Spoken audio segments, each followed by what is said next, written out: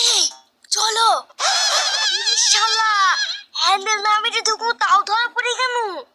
ওগো টাকা পয়সা সোনা দানা সব লিখছি, এখানে দাঁড়িয়ে কি ভাইছো? তাড়াতাড়ি চলো। শালা ভাগ্য ফিরে গেল নাকি? চুরি করতেছি সোনা দানা সব পাচ্ছি, আবার তার সাথে একটা ভালো মেয়েই পাচ্ছি।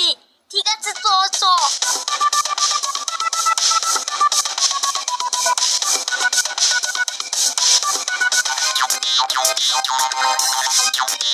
ব্যাপার, হ্যান্ডেল তো নামানো আছে, তার মানেও রেডি হয়ে গেছে। যাই ভেতরে গিয়ে একটু দেখি।